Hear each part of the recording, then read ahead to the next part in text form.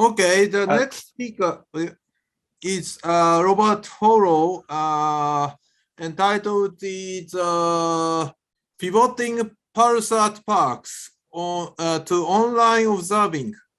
What have we learned? Okay, please start. Okay. Thank you very much, and thank you to the organisers for allowing me to give a talk about our exciting program. So I'm going to talk about a program that we've been running for many years called Pulsar Parks, and the impact of COVID-19 on our program last year and how we responded. So there's the my contact details there.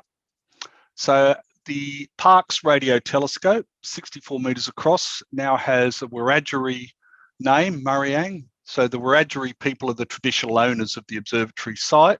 And so we always pay our respects to elders past, present and emerging there. And it's truly the icon of Australian science.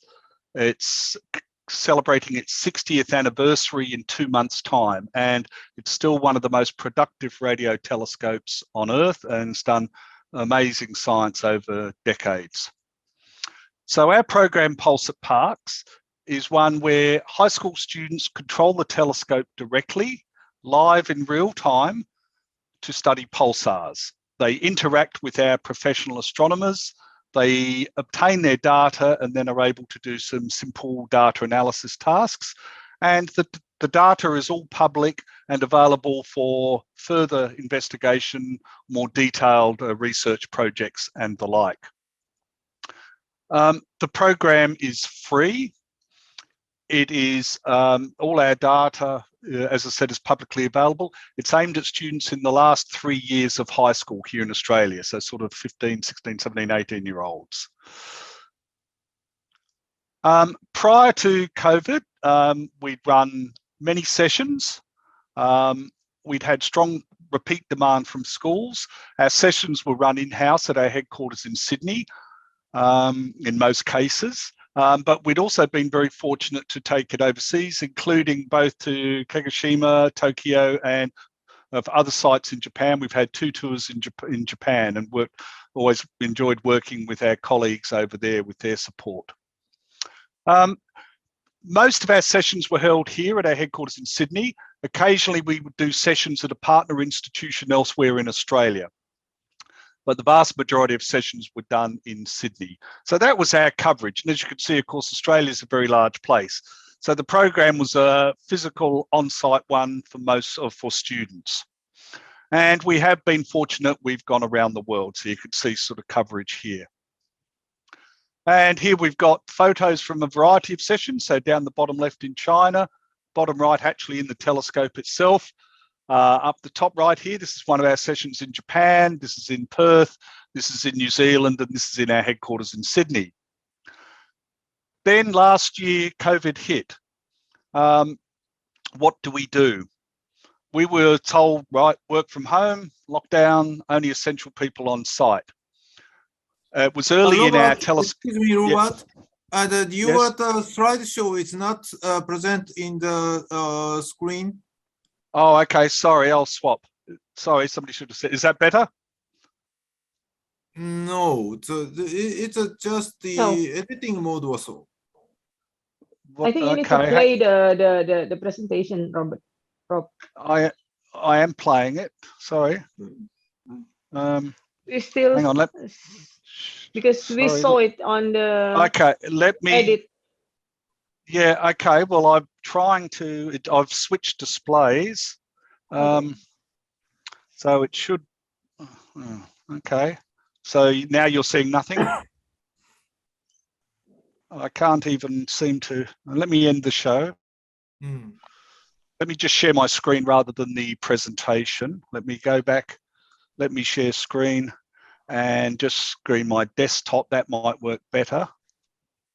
And now let me hit play. Sorry, I thought. Yep. Okay. Is that better? Okay. So, sorry, I won't go through the talk again, but this was our telescope. This was sites at our headquarters in Sydney, students working. Again, headquarters, the summary, locations in Australia where we'd run it, the bulk of them done here in Sydney, and then our global sessions and tours, and mix of things, including the one here in Japan. All right, so when COVID hit, we had sessions scheduled from March through to September, and overnight we couldn't have students on anymore.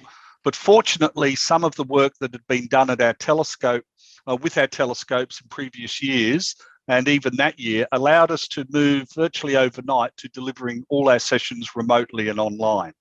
And I'll just talk through some of that. Now, this didn't come totally unexpected. We were in fact the first group to do remote observing with parks back from 2007. But at that time, we still had to have somebody in the town.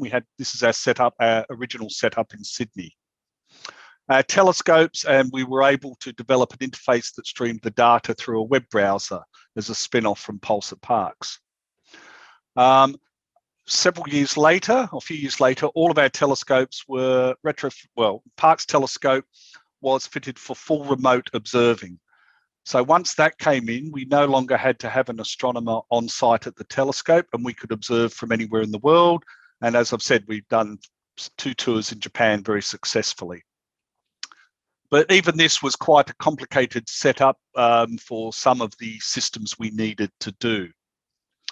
We had previously tried to do a remote session with schools, and it worked a little bit, but one of the main issues at the time was bandwidth into schools and the fact that there were too many firewalls and security problems and all sorts of other things. So it never totally worked as well as we would have liked. We tried again, and again, the platforms were improving, but still not quite there. So we've had a couple of attempts in the past. Our first successful one was actually the year before COVID. CSIRO is Australia's national science agency, and we have a big education group that when we run work experience, but we wanted to get work experience out to students in country and remote and regional areas. So we trialled what was called virtual work experience, and we put forward Pulse at Parks as one of those test cases. So we had 5 students across 3 states in Australia, all working together online, observing with the telescope and doing data analysis over the course of a week. And that was very successful. We then had some new tools developed for parks. We had new receivers going in, and we wanted a full remote system that didn't require a lot of complexity on the part of astronomers around the world. So we moved to a totally browser web-based solution called GHOU, which was developed by one of our scientists there. And that's the Wiradjuri word for where to. So here we could see an example of one of the interfaces, and this is what you use to control the telescope. We also have another interface called Frog that provides a lot of feedback. And when we're doing sessions with students, we take them through what all of this means. We get a live webcam view, see where the telescope is tracking on the source here. We can monitor the weather and the wind particularly and the like. So there's a lot of interactive elements there we can work with students. We've got an improved pulsar or backend that can take the data. And so here we see when we're in pulsar mode, we can have 5 different displays. This is the one we generally start with the pulse profile phase for pulsars. So there's a lot of data there and visual elements that we could talk to the students and discuss with and get them to ask questions about in real time as we're observing. So we did an internal test session late in March just to check amongst ourselves that our technologies would work. Our April session, we actually provided the opportunity to CSIRO education staff who were all now working from home, and we had 35 of those on. And so it's a great way to train other educators in CSIRO about our program. And then a week later, we rolled it out and we had 2 schools from up in Queensland. And currently it's now the standard mode that we do our observations and sessions. So since then, we've run over 16 sessions for schools and some other special events. We've had lots of schools involved, and we've had only 1 on site. We had a small window of opportunity in June where we had 1 school on site. The other advantage is we've been able to run special sessions for other groups. CSIRO has a program called the Young Indigenous Women STEM Academy, taking Aboriginal and Torres Strait Islander students from year 8 through to university and post-university employment. So the girls and women are then monitored for 10 years and supported through to employment.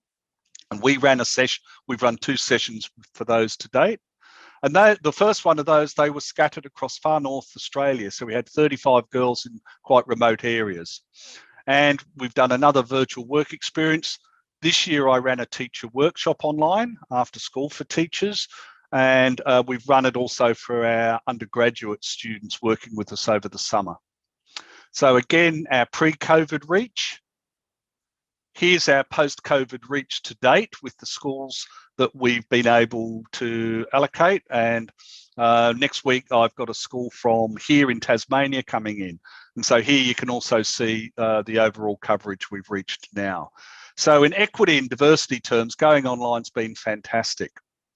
We also had one of the students that did the work experience with us last year, went on and did a very detailed research project for her matriculation subject, using data from our new telescope ASCAP in Western Australia and looking at pulsars and supernova remnants under one of our former staff there, Dr. Shaddai. The training for our staff was excellent. It really increased the awareness internally of our program and the value of it, and also getting the support of my colleagues in the broader CSIRO education office. So what have we learned? In general, having a session in person still has advantages from our current experience. There's no doubt that when you've got students in the room with you and you know, it's much easier to look at them, to judge body language and feedback, it can be more interactive. So it's still the case that we get better student engagement when they're on site in many cases. It's also more relaxed. It's just a more natural way. There is also the sense that when students visit our site, it's a bit different. They're getting out of school, they're coming somewhere that's very different, a science research institute, and they can get a wow factor. On the downside, it takes a whole day because by the time they get from school to us and back, that's the day gone. Whilst our program is free, schools are responsible for any travel costs. And of course, the main issue is we don't have students outside the urban areas, and we're limited to a maximum of about 24 students or so for any given session. With remote, far greater reach, it's less demand on school time. There's 0 travel costs, and we've had 2 or 3 schools all joining in, up to 50 odd students or more in a session. We use the WebEx video conferencing tool, which allows for breakout rooms. So once we've done the initial discussion, we could split them into smaller groups and have staff working with them on different aspects.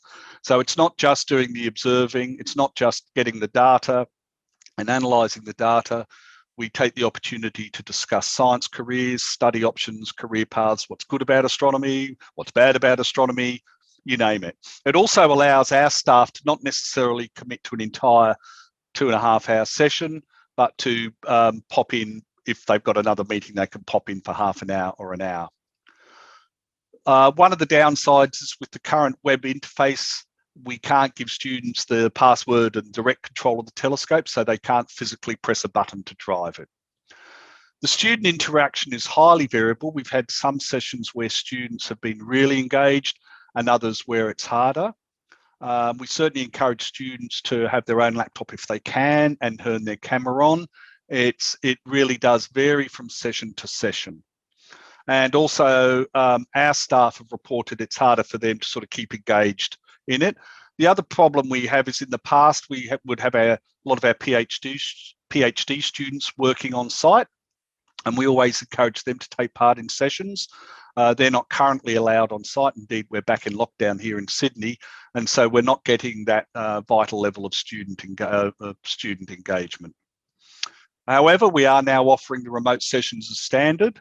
We will ultimately like to offer on-site again. We've got lots of feedback and ideas as to what we want to improve on the like. Ultimately, we'd like students to be able to press the button, but you know, we've got to talk to our cyber security people. We haven't been able to do formal evaluation because it's convoluted with ethics clearances and everybody, you know, it's very tough at the moment, but we have been in discussion with the monitoring and evaluation team in CSIRO Education about some simple things we could start to do there. We've had some good discussions with education bodies about using this as the starting point for more detailed one. We've had one school do it as a 10-week program, and we're looking at ways we can improve our student engagement and online interactivity. We're also looking at some new modules that are getting more advanced. So here's the one we're sampling at the moment. And so we're looking here, for instance, we can do spectral line and H1 work. So going beyond looking at the pulse profile and dispersion measure of pulsars to find pulsar distance. Main thing is we're currently working on a totally new website. The other one's very old. Hope to have this up live in a couple of weeks, and that will certainly make life better for us and be a lot more appealing. So we've shown that online works. It's fantastic. It is going to be a permanent feature. But we want to try and narrow the gap between the engagement we get face-to-face and online. So thank you very much.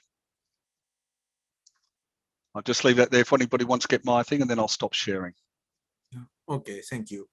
Thank you very much. It is very impressive. I think the CSIRO and your group is one of the reading outreach team, especially on radio astronomy. So the many outreach based on the optical observation, but the radio astronomy is another big branch in the observational astronomy. So and yeah, no, that's right. Okay, so now in the chat field, Agata-san give a comment for you. It's a great, Rob-san. Thank you for your nice talk. If you get a signal from ET on Pulsat Park's activity, how to do? Of course, it is very, very little possibility, but not nothing. Yeah, so one thing, of course, Parkes was the telescope where fast radio bursts that Sylvia Cassou talked about in her talk last night were first discovered using Parkes data. And so we can run FRB search commensally while we're doing pulse at Parkes. So we can also pick up FRBs. We're not directly looking for SETI with pulse at Parkes. However, the Breakthrough Listened project out of America has had 25% of the time on Parkes for the last 5 years. And at the start of each of their observations, they use pulse at Parkes pulsars for their data calibration. So we get lots of data there. And indeed, I'm on the Breakthrough Listen team with the SETI search. We haven't found any aliens yet, but we're still looking. But yes, it's another interesting one. So. Okay, thank you very much. Any questions or comment? We have not yet have any questions in Q&A.